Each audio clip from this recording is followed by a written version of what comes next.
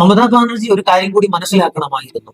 താങ്കൾ അധികാരത്തിലെത്തിയപ്പോൾ അവിടുത്തെ പ്രതിപക്ഷ പാർട്ടികളായിട്ടുണ്ടായിരുന്ന CPM-നെയും കോൺഗ്രസിനെയും കടന്നാക്രമിക്കുന്നു, അവിടെ നേതാക്കന്മാരെ കൊലപ്പെടുത്തുന്നു, അവർക്ക് പ്രവർത്തനത്തിനുള്ള സ്വാതന്ത്ര്യം ഇല്ലാതാക്കുന്നു, അവരുടെ പാർട്ടി ഓഫീസുകൾ പിടിച്ചടക്കുന്നു, അവർക്ക് ജീവിക്കാൻ കഴിയാത്ത രീതിയിലുള്ള അക്രമ സംഭവങ്ങൾ നിരന്തരം ഉണ്ടാക്കിക്കൊണ്ടിരിക്കുന്നു. ആ നാട്ടിൽ നിന്നും അവർ പലായനം ചെയ്തു പോകേണ്ട സ്ഥിതി ഉണ്ടാകുന്നു. ഇപ്പോൾ നിങ്ങളുടെ സ്ഥിതിയും മറിച്ചല്ലല്ലോ. കാരണം എന്താണ്? ഇപ്പോൾ തൃണമൂൽ കോൺഗ്രസുകാരെ തെരഞ്ഞു പിടിച്ച് BJP ആക്രമിച്ചുകൊണ്ടിരിക്കുകയാണ്. അതിൻ്റെ അകത്തൊരു വിരോധാഭാസം കൂടിയുണ്ട് കേട്ടോ. മുസ്ലിം സമുദായത്തെയും അവർ കടന്നാക്രമിച്ചുകൊണ്ടിരിക്കുകയാണ്. ജനാധിപത്യ വിരുദ്ധമായിട്ടുള്ള കാര്യങ്ങൾ ചെയ്യുന്ന ഒരു സർക്കാരിന്റെ തുടക്കം എന്നുള്ള നിലയ്ക്കും വളരെ ഭീഷണി ഉയർത്തിക്കൊണ്ടാണ് ഇപ്പോൾ ബംഗാളിലെ സ്ഥിതിവിശേഷങ്ങൾ നടന്നുകൊണ്ടിരിക്കുന്നത്. നമ്മുടെ പ്രധാനമന്ത്രി നരേന്ദ്രമോദിയെ ഡൊണാൾഡ് ട്രംപ് വരെ വിളിച്ച് അഭിനന്ദിക്കുകയാണ് ബംഗാളിലെ വിജയത്തിന്. കാരണം രണ്ടുപേരും ജനാധിപത്യ വിരുദ്ധത്തിലൂടെ കടന്നു പോകുന്ന ആളുകളും അതേ ആശയങ്ങളിലൂടെ കടന്നു പോകുന്ന ആളുകളും അതേപോലെ തന്നെ എത്രത്തോളം ജനങ്ങളെ ബുദ്ധിമുട്ടിക്കാം എന്നുള്ളത് അമേരിക്കയിൽ അദ്ദേഹം ചെയ്തുകൊണ്ടിരിക്കുന്ന കാര്യങ്ങൾ തന്നെയാണ് നമ്മുടെ നാട്ടിൽ നരേന്ദ്രമോദിയും ചെയ്തുകൊണ്ടിരിക്കുന്നത്. യാതൊരു വ്യത്യാസവുമില്ല. മമതാ ബാനർജി കൊടുത്താൽ കൊല്ലത്തും കിട്ടും എന്ന് പറയുന്ന പഴഞ്ചൊല്ല് ഇപ്പോൾ യാഥാർത്ഥ്യമായിരിക്കുകയാണ്. 2026 നടന്ന ബംഗാൾ തെരഞ്ഞെടുപ്പിൽ ശുവേന്ദു അധികാരിയോട് താങ്കൾ പരാജയപ്പെട്ടിരിക്കുന്നു. ഇപ്പോൾ അദ്ദേഹം മുഖ്യമന്ത്രി പദത്തിലേക്ക് നീങ്ങുന്നു. ആരായിരുന്നു ശുവേന്ദു അധികാരി? തൃണമൂൽ കോൺഗ്രസിന്റെ ഒരു സ്ഥാപക നേതാവായിരുന്നു. മമതാ ബാനർജിയുടെ മന്ത്രിസഭയിലെ സ്ഥിര സാന്നിധ്യമായിരുന്നു.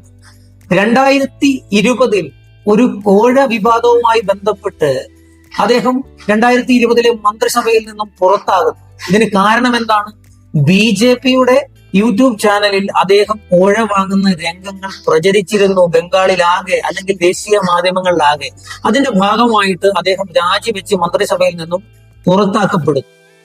അതിനുശേഷം എന്താണ് നടന്നത്?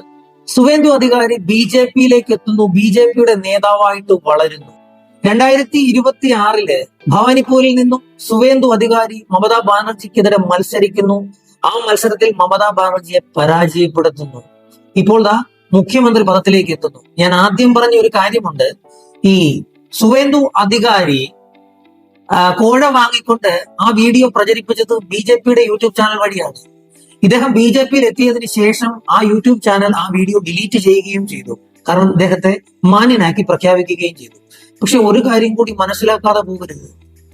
BJP ഇപ്പോൾ അവിടെ നടത്തിക്കൊണ്ടിരിക്കുന്ന നരവേട്ട, അതായത് പ്രതിപക്ഷ പാർട്ടികൾ ആയിക്കോട്ടെ, അവർ തെരഞ്ഞെടുപ്പിൽ പരാജയപ്പെട്ടോട്ടെ, പക്ഷെ ജനാധിപത്യപരമായിട്ട് ചിന്തിക്കുമ്പോൾ ആ അക്രമത്തെ ഒന്നും തന്നെയും നമുക്ക് ന്യായീകരിക്കാൻ പറ്റുന്നതല്ല. മുസ്ലിങ്ങളുടെ കട തെരഞ്ഞു പിടിച്ചക്രമിക്കുന്നു, അതേപോലെ തന്നെ തൃണമൂൽ കോൺഗ്രസുകാരുടെ വീടുകളും പാർട്ടി ഓഫീസുകളും ആക്രമിക്കുന്നു. ഇത് ജനാധിപത്യ വിരുദ്ധമായിട്ടുള്ള രീതിയിലാണ് പോകുന്നത്. ഇതിനെ പ്രശംസിച്ചുകൊണ്ട്, അതായത് ബംഗാളിലെ തെരഞ്ഞെടുപ്പ് വിജയത്തെ പ്രശംസിച്ചുകൊണ്ട് ലോകത്തിന്റെ തന്നെ യുദ്ധ കൊതിയനായിട്ടുള്ള ഡൊണാൾഡ് ട്രംപ് നരേന്ദ്രമോദിയെ അഭിനന്ദിച്ചിരിക്കുകയാണ്. ഇതിൽ പരം എന്ത് സന്തോഷമാണ് മിത്രങ്ങളെ വേണ്ടത്?